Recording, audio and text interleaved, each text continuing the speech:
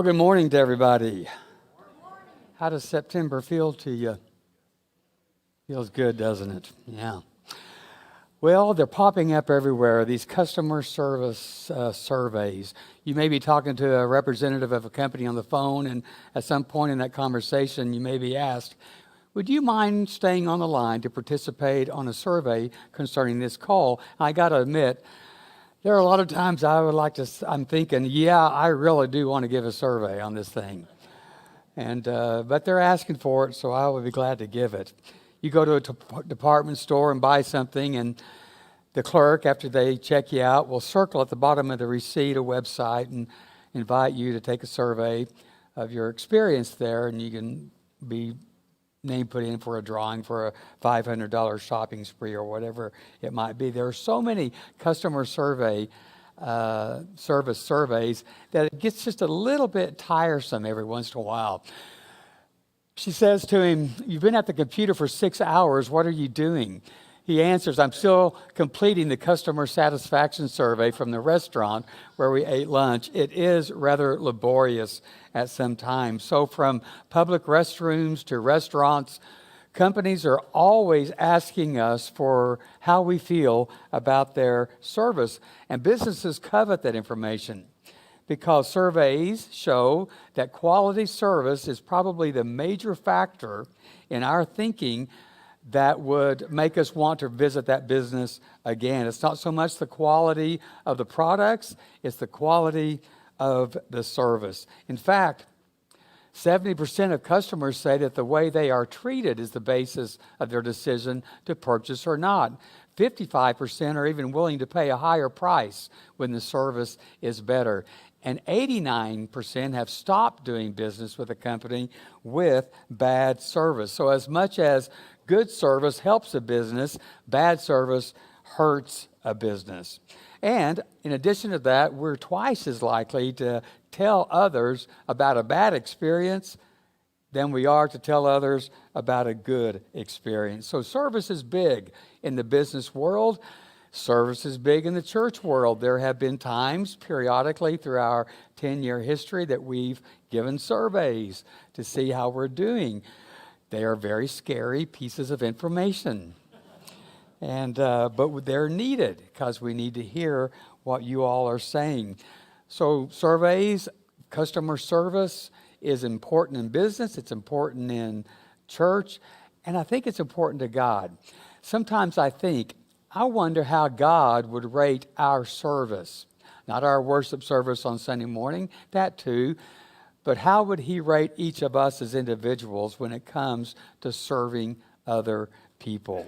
That's what we're talking about today in this series, in which we are focusing on proudly serving local. Last week, I talked about some of the things about our area for which I am so very proud, and showed a little history of our progression as in the Ozarks from being an exclusive area to hopefully being more inclusive in how we deal with people.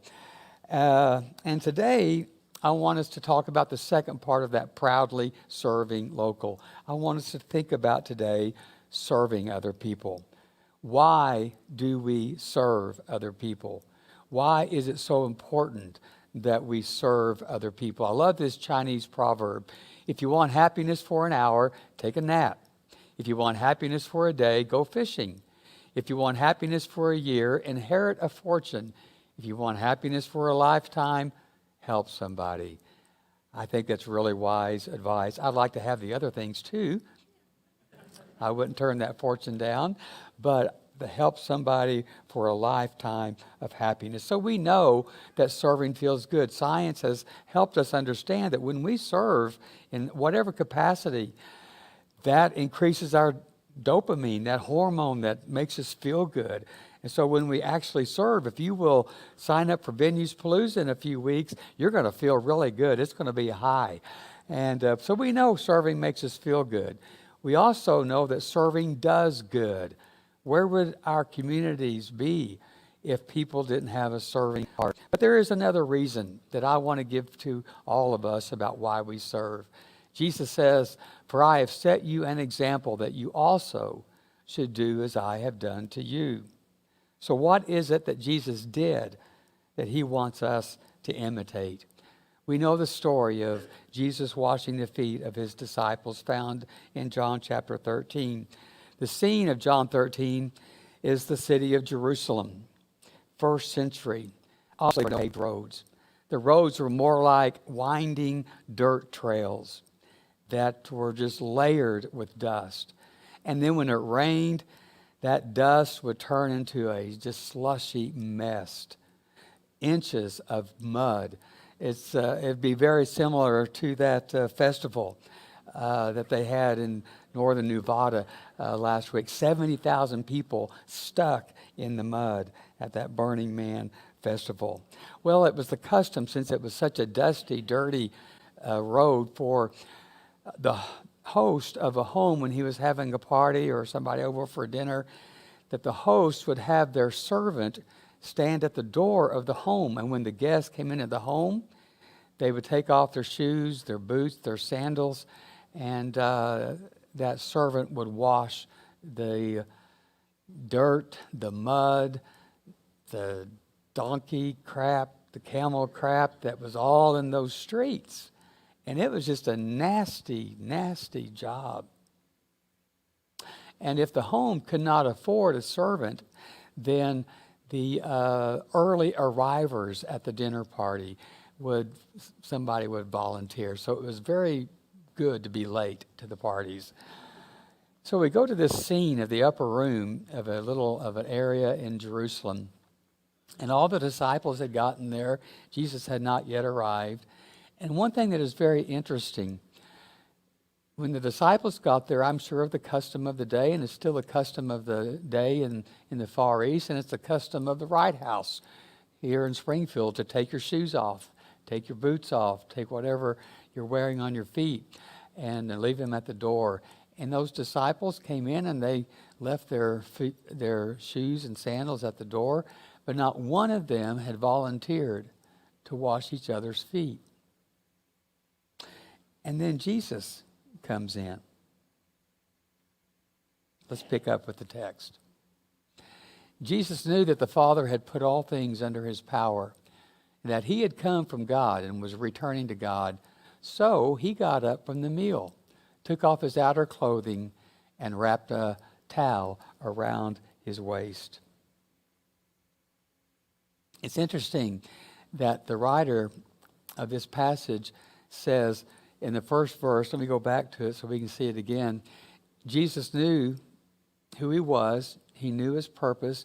He knew his identity. He was very secure in his identity. And there was something about Jesus' identity that led him to be able to serve in this really menial way. It's so very interesting to me that verse 4 starts with the word so. He knew why he was here. He knew who he was. And so he humbled himself. What I'm learning from that is that serving comes out of a secure identity. When a person is very secure in who they are, and they don't need the applause, they don't need the accolades, they don't need to prove themselves to anybody else, there is no task that they won't do. It's not beneath them, so to speak. And those of us who push back, I'm too good for that or whatever. I'm afraid what that reveals about me, if I ever feel that way, is my own insecurity about my own identity, that would be beneath me. In 2018, Dutch Prime Minister Mark Rutte walked into the Ministry of Health and Welfare at The Hague, and he dropped his coffee cup. Now, this is the Prime Minister, the head of the country. What do you expect that he did when he dropped his coffee cup? He got a mop and he began to clean it up. Maybe much to the surprise, and then as you see, the applause of the custodial staff. I admire this about that Prime Minister. Let's go back to the text. After that, Jesus poured water into the basin and began to wash his disciples' feet, drying them with the towel that was wrapped around him. Jesus began the task, the practice of doing what a servant would do, washing their feet. Jesus is giving his disciples a living demonstration of how he wants to be remembered. He's giving them a living demonstration of what he wants them to do, because this was the night before he was to be crucified, the night before he died. A person's last words or last deeds before they die carry a little bit more weight than other words, than other deeds that they may have done, because this is the person's last chance to say something. It's their last chance to kind of leave a mark upon people around them. We all mourn the death this past week of Jimmy Buffett. And I read in People magazine just last night when we got home from a wedding in Bentonville that Jimmy Buffett's sister Lulu gathered at his bedside, and his last words to her were, "Have fun." Interesting, because that was one of my main messages to the wedding couple that I officiated yesterday. Have fun in your marriage. There's just a lot of drama in this world. There's just a lot of tension in this world. So just try to do something every day that would have fun, that would give you some fun. Jimmy Buffett's words, his last words to his sister, are good.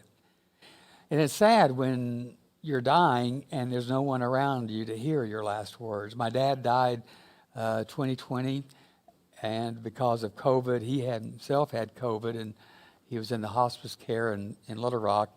Nobody was in this room when he died, and none of us kids could be in the room when he died. But a few days before he died, he gave his last sermon, so to speak, and his last words. And it was so meaningful to me. Let me see. Oh, I've passed it up there. There's a picture of Dad in his hospice bed. His last words in this message were, "Be kind." And as he reflected upon his 89 years, he says, "I wish I would have been more kind." That's important to me, not just as a son. It's important to me as a human being, that when an 89-year-old who had pastored for about 72 years of that 89 years, as he looked at all of his ministry, his last words were nothing to do with a belief. It was nothing to do with a doctrine. It was about relating to people with a kind spirit. Boy, I like that so much. I so appreciate that. Last words are so very important. I did pass this quote by the philosopher Voltaire. On his dying bed, his last words were, "This is not the time to be making new enemies." And that last line came from a priest. A question a priest asked Voltaire, "Voltaire, would you like to denounce Satan? Would you like to denounce Satan and all of his works?" And this was Voltaire's answer: "It's not the time to be making new enemies." Yeah, that's almost better than Dad's last words, yeah. Let's go back to the text. He came to Simon Peter, Jesus did, who said to him, "Lord, are you going to wash my feet?" And Jesus replied, "You do not realize now what I am doing, but later you will understand." You know, I think Peter expresses the same discomfort that we might feel if somebody's going to wash our feet. Maybe Peter had this weird thing about feet. I remember I was kind of uncomfortable when I had my first pedicure. Wasn't sure about a strange person touching my feet like that, but I love it now. Amen. Yeah. But it probably goes deeper than that. And I don't really know why Peter was uncomfortable. So everything I say is just a speculation. It's just a thought. And I could be way, way off base here. But it could be that Peter doesn't understand what Jesus is doing, because maybe Peter is still hoping that Jesus is going to be this Rambo type of leader who is going to come in like a commander-in-chief and order the disciples to be a part of the army, to be a part of the troop, to take up their swords, and let's beat the Romans. Let's free ourselves from their oppression. But here was their leader acting like the lowest servant of all. Peter wanted a kick-butt leader, and he was getting kind of a wimpy leader who was acting like a servant, not like a king, not like a general, not like a commander. Yeah, this is a leader who bows before them, who humbles himself, and he serves them rather than taking charge and giving orders as to what to do.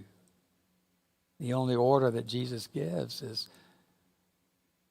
what I've done, you do. And love one another.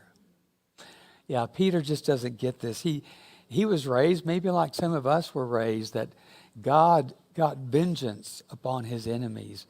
And there are so many stories that I just ate up from the Hebrew Scripture about a warlike God who would declare vengeance and get even with those people who were oppressing God's people.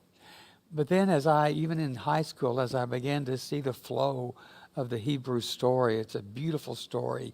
And the Hebrew prophets of Isaiah and Jeremiah and Micah and Amos especially, they began to show this softer side of God who no longer sought vengeance but sought healing and restoration and restitution. No longer was exclusive but became more inclusive. And then in the person of this prophet, this Hebrew teacher called Jesus, this rabbi, he just fulfilled that whole movement of inclusion. But it was hard, I think, for Peter to recognize that maybe he misunderstood God. That maybe the way God was going to do things is not by commanding an army and getting vengeance upon his enemies. But this God was going to allow others to kill him. And then this God would turn around and forgive them for killing him.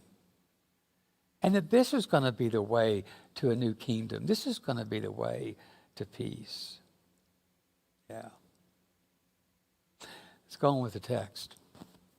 No, said Peter, you shall never wash my feet. Jesus answered, well, unless I wash you, you have no part of me.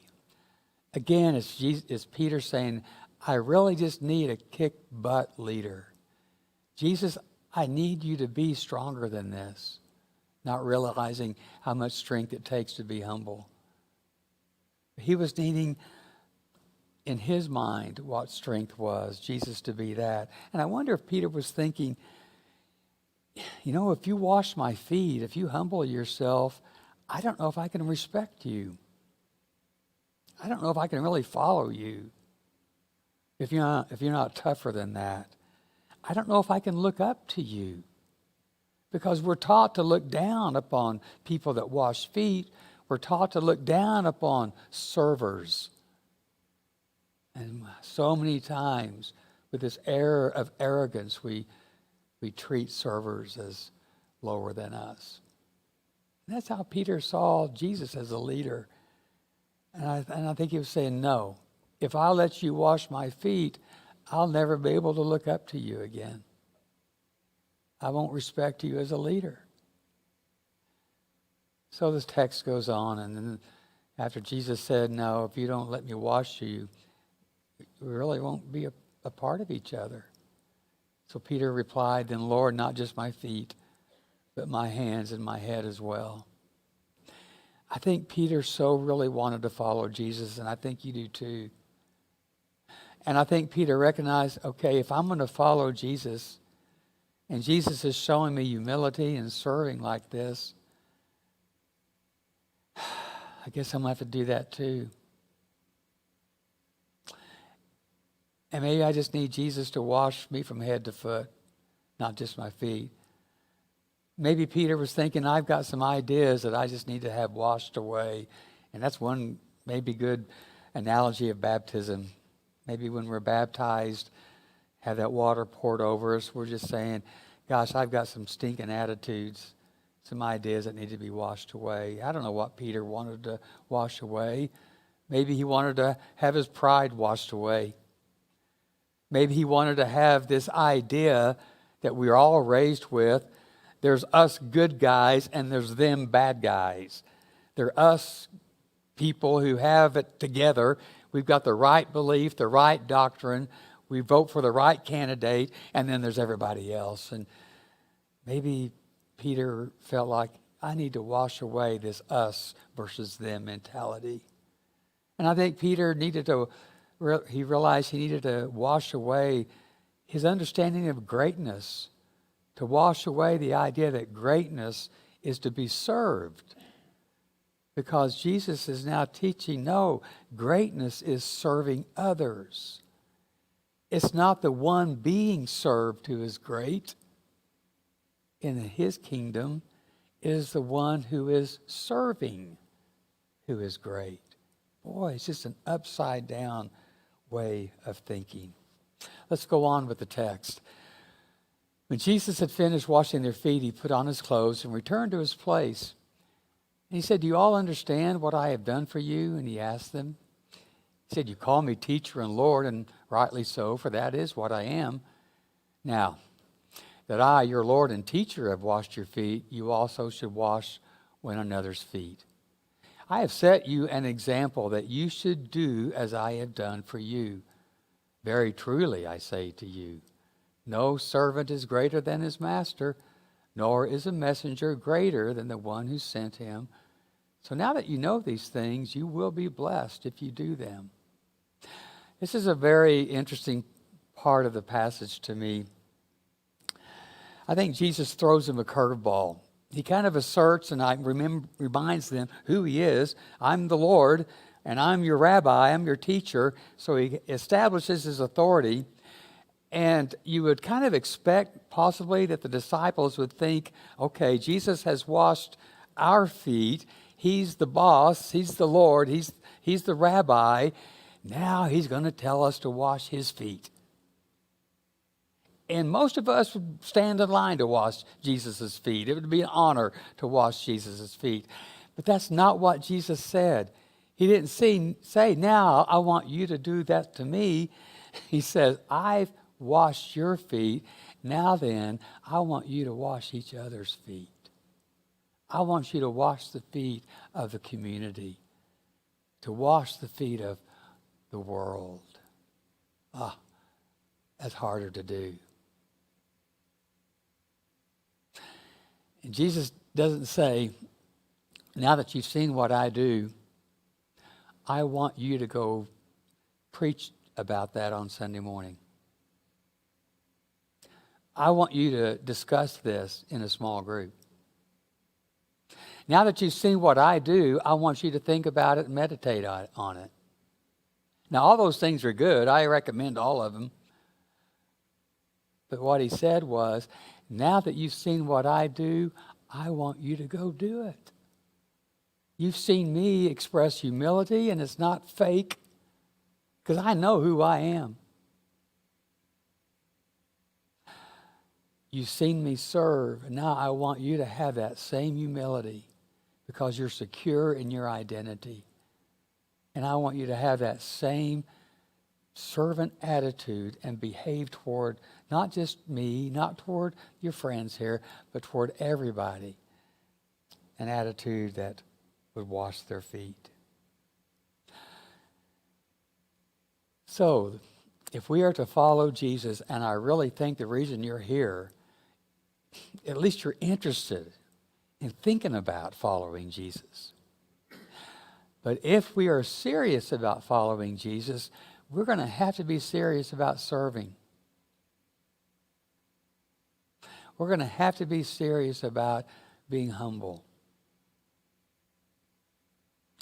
And so that's one reason why we have, since the beginning of our church in 2013, set aside one Sunday every year to do nothing but serve the community. And as Chris said a moment ago, we will dismiss the Sunday morning gathering, and we will go out into the community and serve.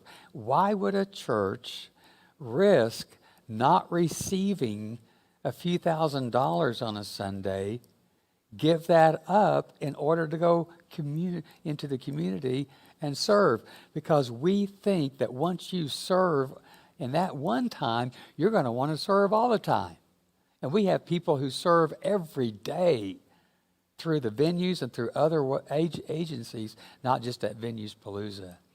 But we want to communicate to the people who are in our community of the venues, this is how important serving is to us, that we will forego that one Sunday gathering. And we want to partner and show love to our area. So I really hope that you will sign up.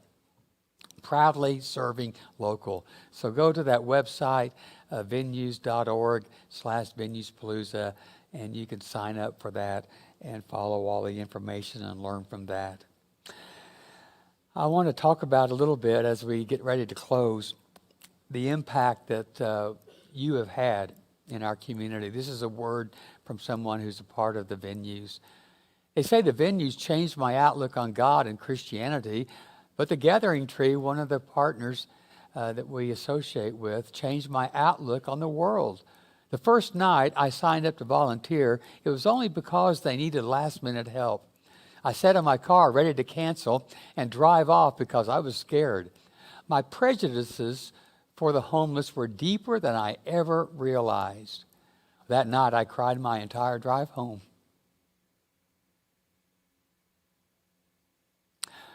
I fell in love there with every human I came across. The only thing they wanted from me was someone to talk to, someone to call a friend. A life driven by love is easy when you break down your prejudices and embrace people. Thank you, the venues, for opening my eyes and giving me this opportunity. Well, thank you for doing that. You are the venues. And that's why we do that. Proudly serving local. So here's my takeaway. Maybe it's yours too. We serve because we follow the one who served. We follow Jesus. Honestly, you don't have to believe in some of the Christian doctrines that have been practiced over the several years, centuries, about Jesus' identity as the Messiah or the Son of God. Jesus so emphasized more than anything else following his way of serving and his way of loving.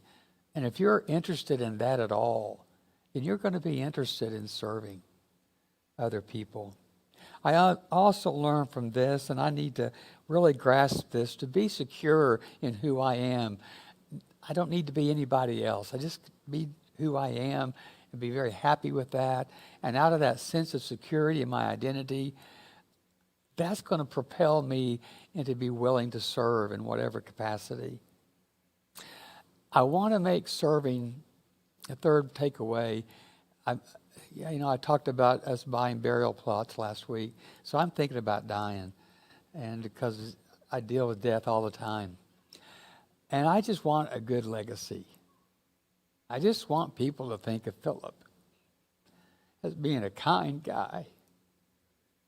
And I think if I work into my life an attitude of humility and serving, then I think that'll be a better legacy. And I think you'd want that too for you. Yeah. And the third thing, this is selfish, but Jesus does say it. Go back to John 13. You will be blessed if you serve. This guy has a story that I want to show you, that a very literal application. He was blessed when he was kind. He was blessed when he was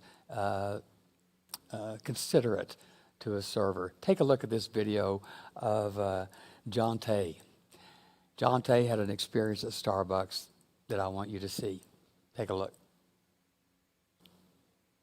So, quick story time. I'm at the RDU airport and I go to Starbucks and I order my drink, nothing fancy. I wanted a strawberry lemonade, which, yeah, strawberry lemonade, basically a lemonade with strawberry puree. And they brought me out a coffee with strawberries in it. So I guess it was a new girl there. She didn't know how to put the order in. But long story short, they kept messing up the order, and I was like, I was just being polite. Like, it's okay, everybody have a bad day because I've been having a bad day my damn self. But anyways, long story short, when they finally got my order right, one of the execs come up and she like, I'm an exec from Starbucks and I watched your experience from beginning to end, and I just want you to know, like, you were so polite and polite with our people. Like, I got something for you. She gave me a lifetime Starbucks gift card. I just go and swipe it. Swiping, no swipe back. And I had a badass day. Got it right up at work. This made it. And my drink good. Shout out to Starbucks for making my day. Yeah, that's good stuff. What is so great about this is that even though John Tay had a bad day, he got a write up at work, he didn't take it out on that server who was having a bad day. The server just kept messing up time and time again the order. And John Tay, time and time again, was kind and was patient. My gosh, John Tay is far more humble than many of us, than myself included. I guess service goes both ways, doesn't it? We expect good service out of a business. Maybe the business should expect good service out of us. We expect the business to be kind. Are we willing to be kind to the business? Good lesson for me to learn.